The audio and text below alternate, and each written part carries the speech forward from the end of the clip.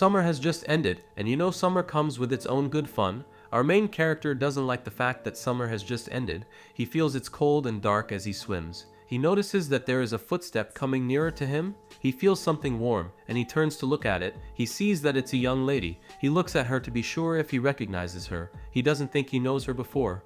He assumes that she could be a foreigner, and she even assumes that he may not be human. You could be wondering how our main character, Ju-yoon, found himself in that situation. As the summer starts, he starts working at a convenience store. On that day, he receives a customer. He perfectly attends to his customer, and after the customer leaves, he wonders where the man has come from. It's very rare for him to receive any customers at that convenience store. He hasn't had any opportunity to meet people since the break started, and it is about to feel like he can no longer talk as there is no one for him to speak with, and his tongue is gradually turning into stone. He starts to read his favorite manga, and he sees that they have updated another chapter in the manhwa he is reading. That's what he does with his entire time since there aren't customers in his store, and he is literally jobless. I'm sure you may wonder why he keeps working at that store if he will keep living that way, but he doesn't care. As long as his pay is good, everything is fine with him. However, he has a lot of free time, and the main issue he has is what he will do with this free time. What do you think he does with it? He reads manga and comic books. As he continues his favorite manga, he sees that the writers have added a new character. He is a manga fanatic, so he knows how a good story should go. He claims that at that point of the story, it is pertinent that they add a new character, and he isn't shocked as he can predict how a manga will go from the first time he starts reading it. He feels that most of the mangas have the same theme. Their themes always involve countless trials for the heroes, an attractive heroine, dragon hearts, and powerful artifacts. And at the end of the mangas, they end up fighting with their creators or the devil. He really loves fantasies because he can predict them, compared to normal life, his school life, what will happen after his graduation, and even growing up. Life can't be predicted. It's a life of unforeseen futures after getting old. So for him to read a fantasy where he can be familiar with all that is happening, it is so much more than he can imagine. His employer arrives and asks him if he hasn't had any issues at work that day, and he tells his employer that there was no problem. Eventually, he has survived how the entire boring day went, and he is eventually walking home. Every night when he walks home, he always has the same thoughts, and that's the same thing roaming in his mind. He wonders that if he continues living like this, what will be his fate? Suddenly, something calls his attention in the river on his way. It seems as if someone is calling for help, and the person is drowning. He assumes that someone has fallen into the river, and since it is early morning, he can't see anyone around, and if he tries to get help, it may be too late, and the victim may die. Immediately he jumps into the water. His memory becomes vague. He can't say what happened right after that. Back to the first scenes, when he sees a young girl inside the water, he wonders if he is dead, and if she is the Grim Reaper dedicated to taking him to heaven. He realizes the probability is high, and he has fucked up. He knows he isn't a good swimmer, and couldn't have imagined that he would have been able to swim and save the person drowning. He feels it's his mistake, but he still doesn't care more about that. He wonders if the person he had his life to save is actually fine. He feels they will be fine, and he is glad that he hasn't wasted his efforts. To his shock, he feels he can hear the thoughts of the lady in front of him, and he wonders what is happening and if the lady is using telepathy to talk to him. She tells him that he has another chance at life, another chance. A new life? She tells him yes and says he has a new chance at life in another world. He can only read one meaning to what she means, and it's reincarnation. Reincarnation is what happens to countless heroes in the fantasy world, and he has read a lot about such reincarnation in the books he reads. He gets swelled up with hopes and anticipation. He is glad over the new chance he has received as a gift. He doesn't care what he is reborn as in his new life. He feels his new life will be much more better than the life he is living presently. He eventually wakes up in his new life. It doesn't look like he is human in this world. He tries to understand what is happening, and the first thing on his mind is to figure out where he is. He sees a giant in front of him, and he tries to communicate with the monster, asking him where he is. He assumes that the giant can't speak. It's at this point that he even sees the body he is. Which body is this? What is wrong? Has the angel of reincarnation made a mistake? Where is he? These are all the questions that ruminate in his mind as he thinks of what to do. The giant in front of him brings out a cane, and the man tries to hit him, asking him what he is doing around. And he is just a brick eater. All he has to do is to eat and shit, and he has no business walking around like that. That's his first whipping in his new world, which pains him terribly. Why was he given this kind of life when he died while saving someone? The young lady who has appeared to him prays for him. She prays that he has the strength to withstand all the hardship he will face, and he wouldn't lose himself, and God should help him. After a long time has passed, he sees a portal open to him. Although he doesn't know what the portal is, the portal shows his name and shows his soul rank is of an E-soul rank. He is a brick eater, and he doesn't have any physical level yet. His battle power is 0-1. His skill is dirt eating and brick poop. He recognizes that kind of portal. It is a status window like the kind of games he plays in real life, and he could only see the window status because he was able to concentrate on it well. However, he doesn't know what he should do with that status, which isn't really important to him at that moment, and what he wants to do is at least about the whip again. To advance in that life, the first thing they have to do is to eat dirt. Their superiors no longer eat dirt, and what they eat now is rock. But when he tries to eat rock like them, the rock is too hard for him, so he is stuck with dirt because he needs to eat something if he doesn't want that man to hit him with the whip again, and one thing he doesn't want is a whip. As we all know, whatever comes into the body goes out, so when he thinks about how the stone and rocks they are eating will be pooped gives him much more worry. However, if he doesn't eat dirt, it means the guard will beat him up until he dies. He is stuck in a cave with minimal, and all they do there is eat trash, get whipped, and produce bricks with no rest at all. That's their fate as brick eaters, and it is totally hell. That lifestyle is so exhausting that he wonders what he has done in his previous life to deserve what he is going through. He recalls that he sold nearly expired lunch boxes at the store, and wonders if that's the result of his past sin. He never could have thought that he would get reincarnated into this kind of life after he died. His status portal opens again. He gets notified that he has gotten a new skill, but he isn't sure what it means as he doesn't even know if it is a skill.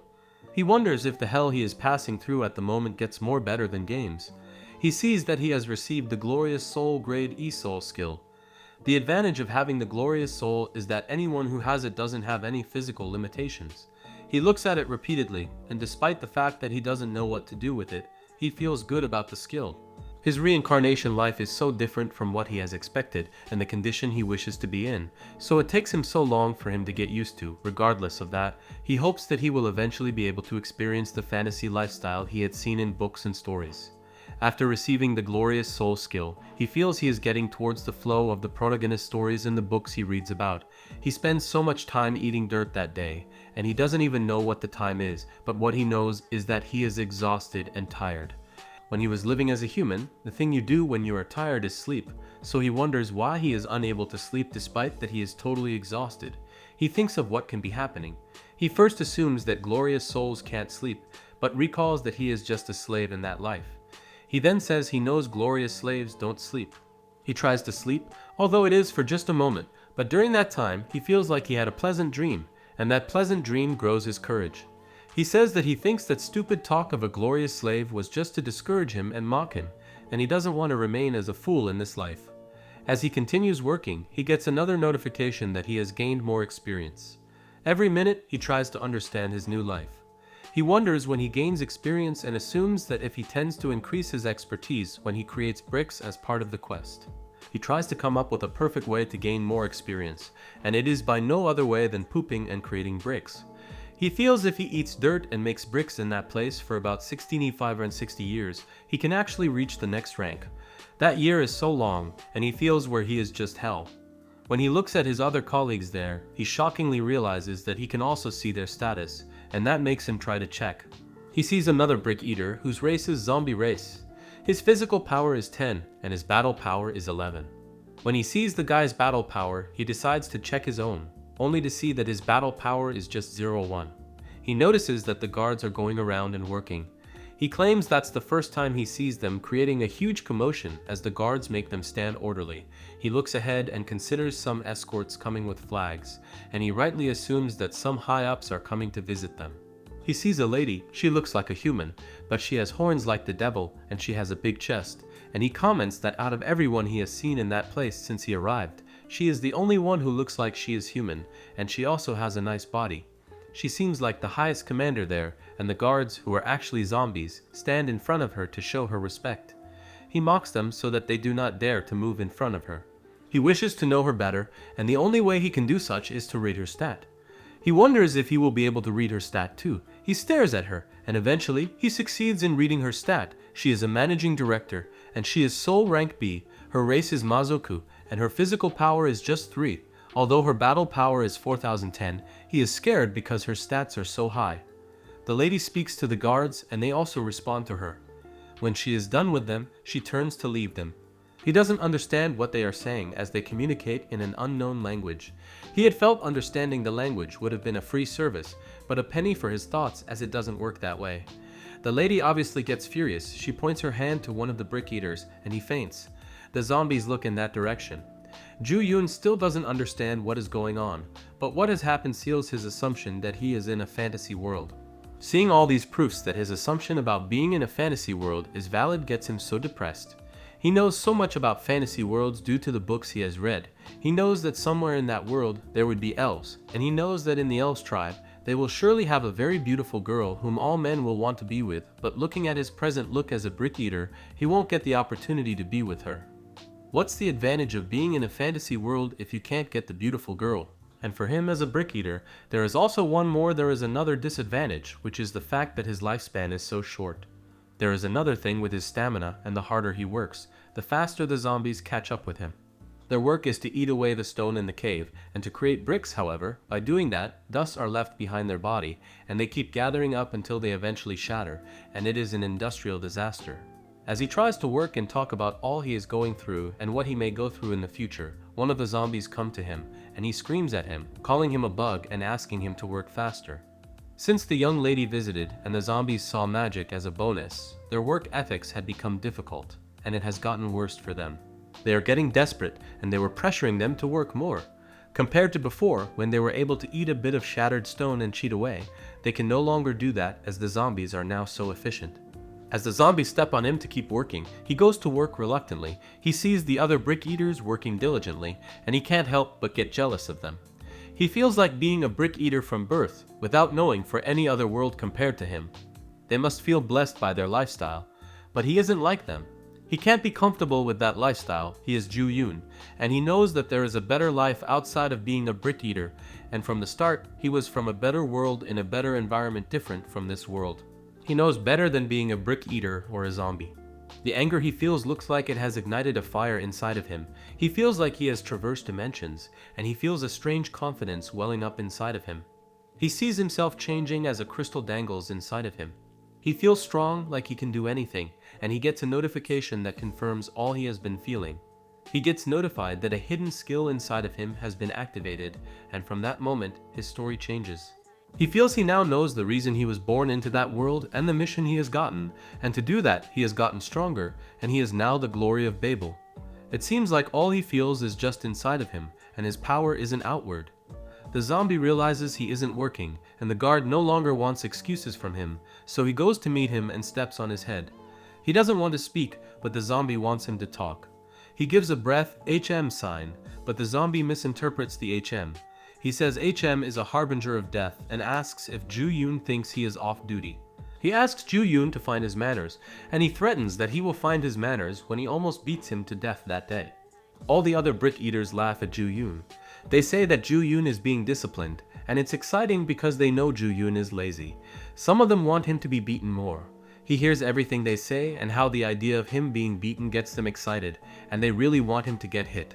He says he has eventually been able to understand the language of that world, and the world is really a depressing one. He had received the Glory of Babel skill. It's a rank C soul skill, and it is linked to the story of the Tower of Babel, which we all know. Before the story of the Tower of Babel, everyone in the world speaks a language, and that skill is a special service for someone who has just crossed dimensions. The agony of being unable to communicate has been removed from him, so he can now understand the language of other people and even communicates with it. The zombie steps on him so much that his entire body turns red. He rolls on the floor in pain as he hears the zombie telling him that he has given him his last warning and should get his shit together and start working. As he staggers in pain, he hears his colleagues saying the lazy one is back. He is bruised, he is stupid, he is the worst of them, and several other stupid words that shouldn't be said to a fellow worker. He feels sad looking at them. He wonders if they enjoy watching another person being hurt just as long as they aren't the one being hurt. He feels like it's more like they are having fun seeing the way he is being bruised and beaten. He concludes that that is the mindset of slaves being bonded to work. What he is thinking about getting a better hold of him, and he doesn't walk fast to start his work. The zombie shouts at him again, asking him if he wants to get beaten again. He goes to work, and after hours of working, he poops out several bricks. He collapsed after the heavy work.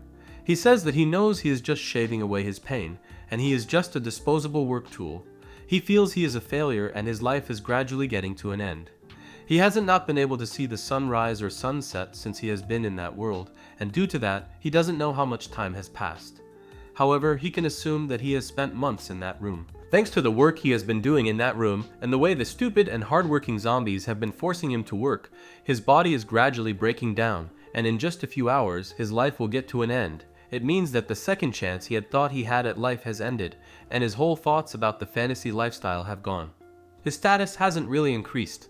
He is still a rank E brick eater with 0-1 battle power. His skills include dirt eating, brick poop, glorious soul, and the glory of Babel, but none of his skills have increased. They are all still in rank E. His hopeless life is filled with unbalanced life, a worthless character, and a failed operation. It is eventually all a failure. He sees an almost dead brick eater beside him, and the brick eater is still struggling to eat bricks. He tries to talk to him, asking him what he is doing, and the brick eater tells him he is trying to do his work, and Ju-yoon, who is lazy, keeps disturbing him with talks. He says that if he doesn't work, the zombie will beat him, and he will die, but Ju-yoon tells him that even though he is lazing like he isn't getting hit. He advises his colleague that if he keeps shoveling the bricks into his throat like that, he will die regardless. He tells him to look at himself, and that his brain is already on overdrive, and that he should rest a bit. He feels that the fact that he is eventually being able to understand the language of that world is a good thing, although it will all end soon because he is going to die. He doesn't feel bad about dying as he thinks dying will be a relief for him. He obviously doesn't want to continue his life by living like this. He thinks about the young girl he found in the river and how she sent him to that world with a smile on her face. He doesn't want to blame her as he concludes he wants to believe she sent him there for a good reason and she thought she did a good thing for him. At this point I have to acknowledge that Ju-yoon is a better person because it has to be a great level of wickedness to send a person to that toxic world, but Ju-yoon still doesn't want to believe the lady did him evil. He wonders if she is a Grim Reaper, but he feels she isn't a Grim Reaper. He feels she is kind of like an angel or a civil servant because when he asked her for abilities before getting reincarnated, she had told him that she couldn't give him any ceremonies or abilities as it is above her authority, so definitely someone getting orders from another higher being. He knows that he will see her soon, and he can then direct the questions he has at the moment to her directly. His eyes is closing, but his mind isn't. He keeps thinking about the girl and says he will ask her if she is a 9th rank official or a higher level official when he gets to her again. Despite the fact that he is about to die, a zombie still comes nearer to him and hits him. The zombie is angry that Ju-yoon wants to die around where others are working and asks him to roll himself toward the other side of the prison when he wants to die. As the zombie steps on him, he dies, but not only does he die, his body breaks into two, and within a few minutes, he is already out of the prison that he is in. Since his body is broken, the crystal that is activated inside of him shows up, and he is found by a dog and a lady. They actually do not have the intention to look for him, but the crystal in his dead body attracts the dog, which backs and notifies the lady beside it. Although he isn't alive, he can still feel what is going on in his environment, and he wonders if he is daydreaming. Another man comes to meet the girl. He tells her he wonders how she is so faint and her wisdom is so shallow that she can want to search through the valley of feces with such strength and vigor. He is of the opinion that there is no way she can hope to acquire valuable within pieces of trash, and her efforts would not lead to any good outcome. It pisses the man off that their owner is telling them to find treasure in a land that is filled with waste of brick eaters. He reminds her that if she finds something and takes it home, their owner will believe there is something there, and he would want them to come again, and he will make it their daily work for them to keep finding treasures within the waste. He doesn't want to keep working, so he wishes she will join hands with him, and they would put in their all into creating a situation where they wouldn't have to work at all. Ju-yoon regains his brain. He wonders why he can't sleep and why everything is loud. Then he remembers that he is actually meant to be dead, isn't he dead? What is happening to him again, and why does strange things happen to him every time? These are the thoughts in his mind. The servants bring the crystal they have found to their master, who is actually shocked that they have found something valuable for the first time. He says it seems like they are sometimes helpful too. As he thinks of what he should do with the crystal, he sees the dog barking. While holding the crystal, the man says Ju-yoon is going to be reborn, and he will experience a world that a brick eater can't even imagine. The man then puts the crystal into a body. As the crystal enters into the body, Ju-yoon wonders if he can't just get reborn and serve that man instead. He narrates that he has gone through some miserable things, and suddenly his memory gets cut off again, and he finds himself in another location. Indeed, Ju-yoon's fate doesn't sound like one which would get better soon. As he opens his eyes in this new location, he sees the Grim Reaper again. He had assumed that he might meet her again, and he has questions prepared in his mind for her. He tells her there are many things he wants to ask her, but he feels she isn't hearing him. He calls out for her, asking her if she can listen to him. He assumes that she can hear him, and she is ignoring him. He tells her that it is very cold for her to ignore him, and her if she holds any room in her heart for that hellish world she has sent him to. He then sees another lady, a random lady that he doesn't know before. He feels something is coming back to his head, and although he knows he doesn't really have a head, but he feels like he is getting some memories. He recognizes the memories as memories from the past, and something that had happened before and can't be changed. He feels that there is a person speaking in his head, and the owner of the voice also knows that what he is seeing is something that he can't interfere with and change. Despite that, the person is crying out for his sister to run away. Eventually, his brain comes to normal, and the man who has created him again is glad that he was able to create a person. He brags to everyone, asking them to see his creation, claiming Ju-yoon is a product he indeed takes a pride in. He claims his product is blessed, and if he is to give Ju-yoon a name, he introduces himself as Lucifer. Ju-yoon opens his eyes to his new world. He sees himself hanging on the wall, and he sees he now has a crab hand. Indeed, his second reincarnation is eventually a success. You may wonder how all these came into reality. After the freeloaders return with the crystal, the man realizes that the crystal is a very good specimen, and he can't believe that they could carry Brick Eater's soul stone all the way to that city. He is glad that they have found the crystal in the midst of feces, and if the crystal is, he can now put the experiment he had been working on into practice. He appreciates his freeloaders saying that they bring him joy, and the young man who was reluctant about bringing the crystal home in the first place tries to take the praise. The man is curious about what the crystal is, as it is a soul stone, and it should die immediately after the soul dies, so what soul doesn't leave the soul stone after dying? He wonders, for such a package, he will surely need a body to put the soul into. To get a great body, he needs 3 things, and the 3 things are money, money, and also more money. With enough money, he knows he could get anyone he wants in that trash, and he is ready to put that into actualization. But the only thing that is bringing them away from poverty and their only shining light is his body's synthesisology. His servant says that the sky has shined upon them and has sent them another means of income, but he gets angry at his servant, asking him if he has forgotten that he doesn't believe in God. He has a half body with one hand, and he seeks to create magic with it up, which he later does. Irrespective of the way it has gone, Ju-yoon has eventually gotten a human body, and he is glad that although he has a hand of a crab, he actually looks more like a human this time around instead of a brick eater. He doesn't want to be hasty, and he tries to check his status board.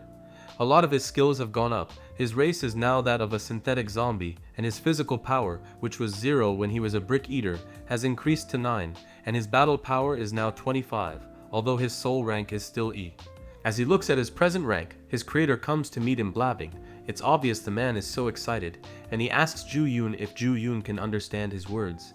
He tells Ju-yoon to speak his mind if indeed he can understand what he is saying, and Ju-yoon starts his conversation with appreciation.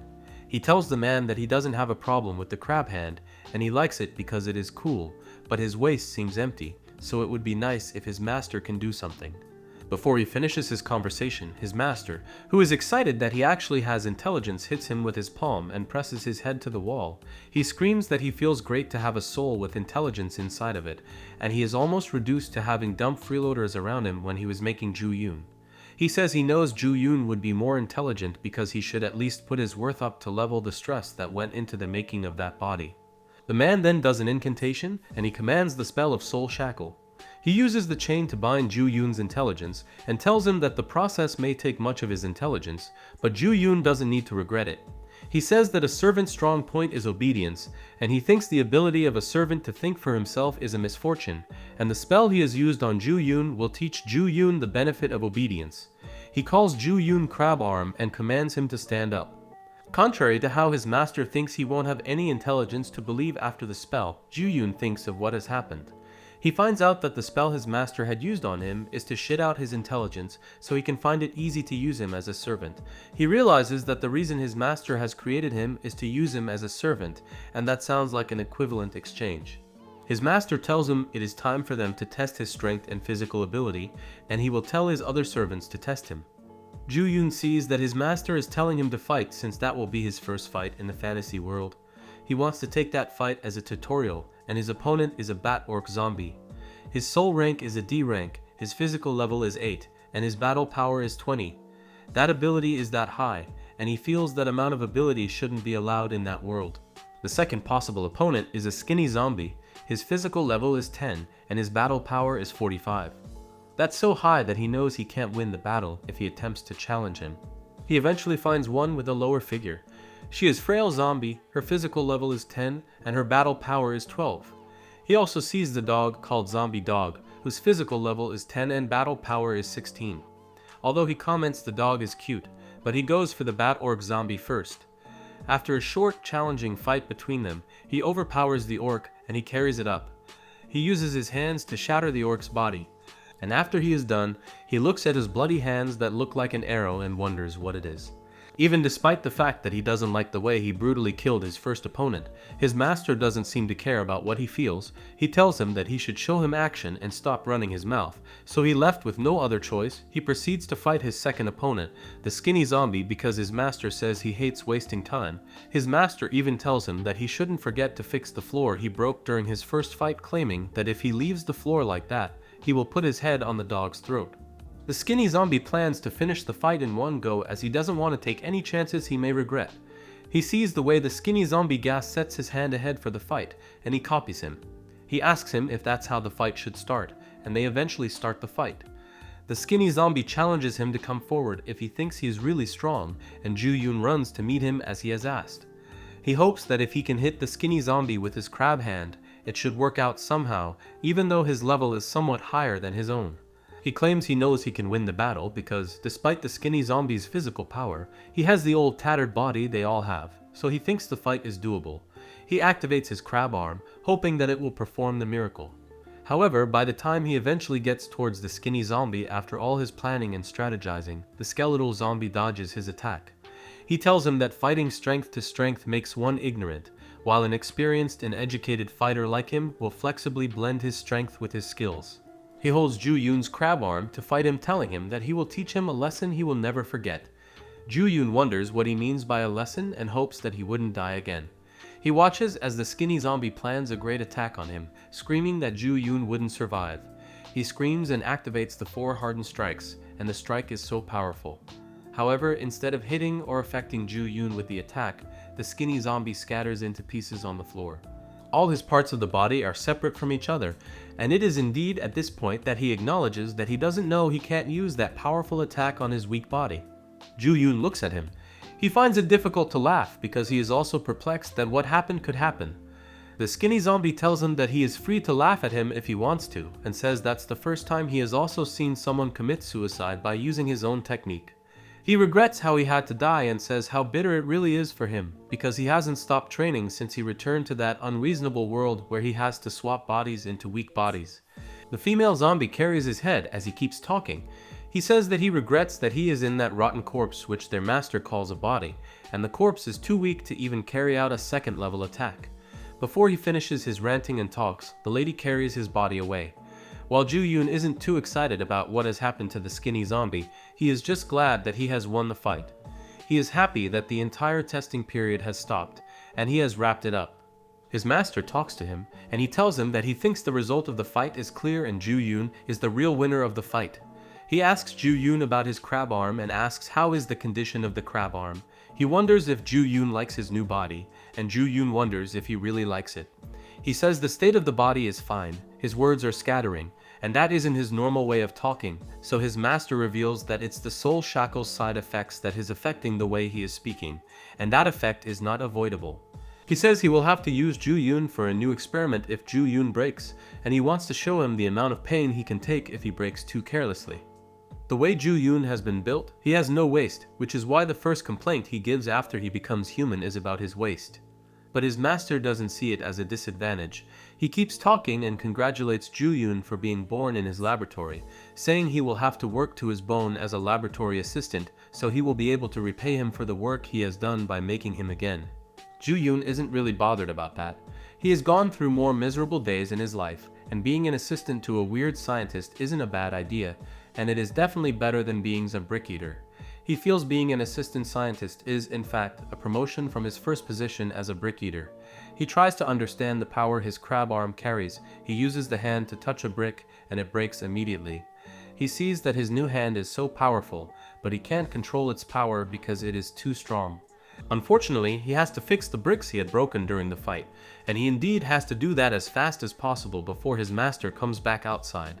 He can't use his crab hand, so he wonders how he would be able to use just one of his hands to fix the floor. Not like he regrets his second chance at reincarnation. He just feels he would have appreciated the attempt better if his master has made him in such a way that he won't undergo normal life problems. Creating him as a boy isn't a means by which he can avoid life problems because, according to what he thinks, a boy will age easily, and he can't even learn martial arts with his crab arm because it is really difficult. The skinny zombie, who has now been attached to the butt of the dog, comes out and sees him aiming his crab arm mindlessly toward all the parts of the house and destroying them. He warns him never to be lazy with daily chores and says he should stop pointing aimlessly and destroying the rocks on the floor. Instead, he should continue to work on the job he should do that day. However, Ju-yoon replies to his master. He asks him if he doesn't feel guilty and asks him if he knows who is responsible for making him do all the work in that room and working restlessly. The skinny zombie tells him it isn't his fault and that he only did as his master has commanded him to do. He tells Ju-yoon that as Ju-yoon serves under the master, he should also show his loyalty to the master as an appreciation for the life he has been given the opportunity to live. The innocent dog tries to sit down, and he sits on the skinny zombie's head. Instead of pitying the skinny zombie, he instead feels pity for the dog, who is having a hard time because the skinny zombie is stuck on his butt. He goes to meet the dog, asking him if he is having a hard time because of what's on his butt. He comments that their master, the one who gave him the crab arm, and the owner of that place, Luciful, although he is quite weird, he seems like a demon race, and he looks like a very skilled person. At least in the modern world where he had come from, putting body parts together and reviving a real person is a future innovation, and it can only be done in the faraway future. But in the fantasy world, as he has read, they can do that as long as they are in the level 1 necromancer skill. He calls the dog Sundi. The reason he has named the dog that weird name is because the dog is always walking around spilling his intestine, and Sundi in Korean is a street food that resembles blood sausage, but looks like a black intestine. He says that if they hide the part that shows inside the dog, he is indeed a cute dog. He claims the dog is a little stupid, but that's part of the reason why he is cute. He sees the female zombie that follows Sundi around. He assumes that she is Luciful's laboratory, Arc Palace. She doesn't have a name, she can't talk, and she is also very weak. She seems like she is at the bottom of the food chain, and he thinks that is the reason she does all the chores in the laboratory. He eventually notices that, except for her, no one else is really helpful to Luciful in the entire laboratory. The orc has intelligence lower than 70, he doesn't know any other thing than being strong, and he's still lost to him. The female zombie is in charge of all the house chores. She does the laundry, washes, cleans the laboratory up, gathers experiment resources, feeds Sundi, purchases chemicals, and so many other works. Sundi's work is just as to be cute, and the skinny zombie has now been reduced to just a head who only talks. He thinks about how useful they all are, and he realizes that the soul shackles which their owner used to chain their intelligence really work. He receives an order from the female zombie that he has to follow her outside the ark as a bodyguard. He wonders if it is so dangerous outside that she needs a bodyguard to go there, since it's just simple errands like buying things. It's just a couple of months after he had received the crab hand, and now he has to go out. He accepts to follow her, and she is so excited. Before he leaves the laboratory, he wonders why Luciful and all his creations have loose screws in their head, including him. He arrives at the underground city of darkness in the Baltasai area. Thank you for joining us on Manhwa Assassin today. If you enjoyed our Manhwa manga recaps and want to stay updated on all the latest releases, don't forget to hit that subscribe button and ring the notification bell. Your support means the world to us.